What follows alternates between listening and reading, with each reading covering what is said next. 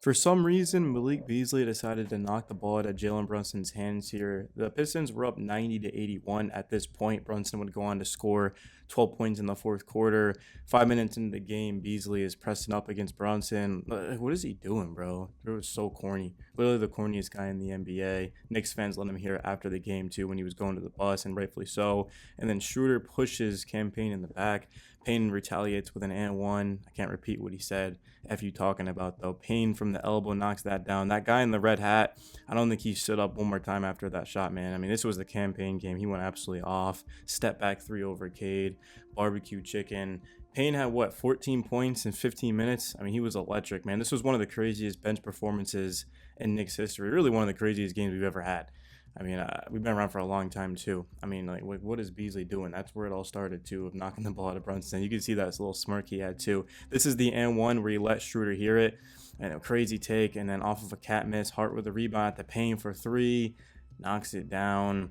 And then Payne, this is the step back, man. Ooh, a little double step back. Nice move, not even hitting the rim, too. And then Brunson's going to go to work with a little crossover between the leg dribble and that runner. And then here he gets the and one. Would miss the free throw, but that was just, the crowd erupted, man. Cat with a steal, get it out to Hart, who pushes it in transition for the Brunson bucket. The Knicks defense was as good as it's been all season in this fourth quarter. Cat getting his hand in the cookie jar, getting a steal. 98 to 90, 111 to 98. It's a 21-0 run, man. Absolutely crazy by the New York Knicks as they pick up a game one win. Brunson 8 of 12 in the second half for 23 points. He looked like a man possessed. Cat, give me that weak stuff. So Cat overall, he did have his struggles in the pick and roll, but he stepped up big, especially when it mattered most in that fourth quarter, and he earned it. He also had a double-double. I think Cat had 23 and 11. I haven't looked at the stats since last night, but he was phenomenal, man. Just goes to show how big that trade was for the Knicks to add a superstar like Cat in the offseason right before the year. I mean, Dante and Randall are doing their thing, and we had to give up a first-round pick. But Cat, you should not be able to trade for a player like him as he hits the fall-away baby jumper, looking at the Pistons bench and then getting the ball out quickly. That's what the Knicks were doing, is running. The Knicks are normally a slow team, but when Brunson was out with that injury, that right ankle injury, they started to actually push the pace and play better defense, and they sort of got back to that late in this game because your best offense is always your defense. Cat knocks down a couple other ridiculous shots. Cat for three, bang, doesn't even hit the rim, and then pushing it out in transition. The Knicks only dropped Cat highlights, so I don't have permission to use any other highlights technically. Well, I'm not really supposed to be using the Knicks highlights anyway, but I have been all year. They don't really care. And so, yeah, we're going to work with that. Cat going down. I mean, nobody's stopping him. It's a really good matchup for us, even though the Pistons beat us 3-1 in the regular season. They don't have an answer for Cat because Duran and Stewart both got into foul trouble, and then the rest of this is just going to be from the regular season. But overall, there was a lot of good to take away. Like, Brunson started off the game slowly. Mikal Bridges only had, what was it, 8 points? Yeah, he was 4 of 9 from the field, 8 points, 2 boards, 2 assists. Very quiet game for Mikal. He's going to have to be a little bit more aggressive next game. He did have 2 blocks. And they started off with OG on Cade, which is something I said in my film breakdown before the game one started. OG Anunoby actually set an NBA record. He's the first player in a playoff game to have 23 plus points, 7 plus rebounds, 5 plus steals, 3 plus offensive rebounds, 3 plus three-pointers made, and plus 10. That's crazy. The NBA has been around for a long time, and OG did something that we've never seen before. I mean, overall, he had 23, 7, 5, and 2 to stuff the stat sheet. He's also going up against Cade Cunningham, who arguably is, I'm not going to say the best point guard in the East. I mean, you could say that, but obviously as a biased Knicks fan, I'm going with Jalen Brunson is the best without question. But Cade, you could argue, is the best point guard in the East, and he just had absolutely no answer for OG's defense. But it's not just OG, because collectively speaking, when you're going up against a player like Cade, it's going to be all 5 guys that defend him, and that's where Cat came in and defended the pick and roll well. He did give up some lobs and some passes. I mean, Cade had, what, 12 assists? Yeah, Cade had 12 assists, so of course he did get some stats, but overall, the 8 of 21 is what we're looking at, because 12 assists isn't going to beat us.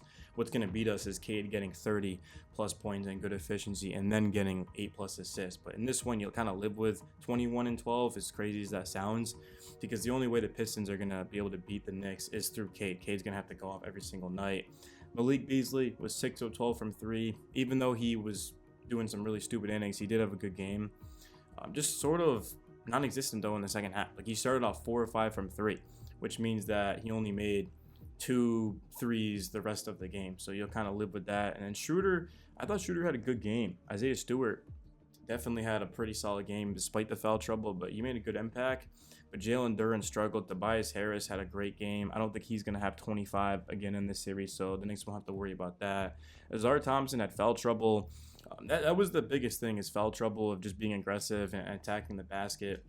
The Knicks, though, they did end up shooting the three ball at a 10 of 26 clip, 38.5%. The Knicks don't shoot a lot of threes, but they're usually highly efficient, and it kind of makes sense. I mean, 38.5, you'll basically take that. Unless you're going up against the Celtics, you're probably going to want like 40 plus just because of how good they are. But against the Pistons, you'll take that. Jalen Brunson as well was 2 of 5. Cat was 1 of 3. Hart was 1 of 1. OG was 3 of 8. Payne 3 of 5 though, man. McHale was 0 of 2. And then looking at McBride was 0 of 2. So there was a lot of good. There was some bad though, like McHale and Deuce are definitely going to have to step up. Landry Shamet was very quiet in this game. Mitchell Robinson barely played in the second half, which you can't really complain with the results as they won. But Mitch had a great first half at 6 points, 6 rebounds, and 2 blocks with a steal in 18 minutes, was 3 of 3. Very, very impressive performance by Mitch, especially attacking the offensive glass. 3 of those 6 rebounds were on offense, and one of them didn't count because Brunson was fouled, but Mitch went up with one hand and dunked it. And if it hadn't been for that foul, I mean, that would have been, again, another offensive rebound and 2 points for Mitch. But he was aggressive, which is what the Knicks are going to need. Against the Pistons, I mean, dual big lineup, it was definitely effective. I'm not sure how much the Knicks are going to utilize that moving forward. I think against the Celtics, they're going to use it more.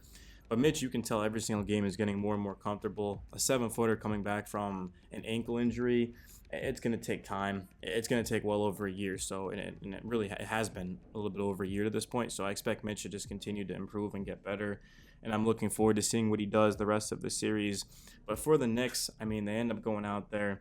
And defensively, they forced 19 turnovers. The Pistons did shoot the ball well, but a lot of that was throughout the first 3 quarters. 27 points, 28 points, 36 points, and then 21 points. And then the Knicks had an avalanche, 40 points. Definitely would like to see the Knicks get off to a better start, especially at home. But again, like, nobody can complain about this game, and nobody. This was one of the best wins the Knicks have had. And I would say this is the best win we've had since, what game was it? The game where Devo hit that game-winning 3 from the top of the key and Hartenstein had that big offensive rebound. I feel like I should know. I mean, Game 6 against Philly was good too. But you guys get what I mean. I mean, that sense, I would say this is probably our best win since that game, just given of how it ended. I mean, it looked like the Knicks were dead in the water, really going into that fourth quarter, and then that's where it started too. I mean, just crazy, man. 21-0 run. I mean, you're just not going to see that very often in the playoffs, man. I mean, the last time we saw something like that was the finals, where the Warriors went in a very similar run against the Celtics in Game 6. So, it's your boy Nick Daily. Smash the like button, subscribe, and I'll see you in the next one. Peace.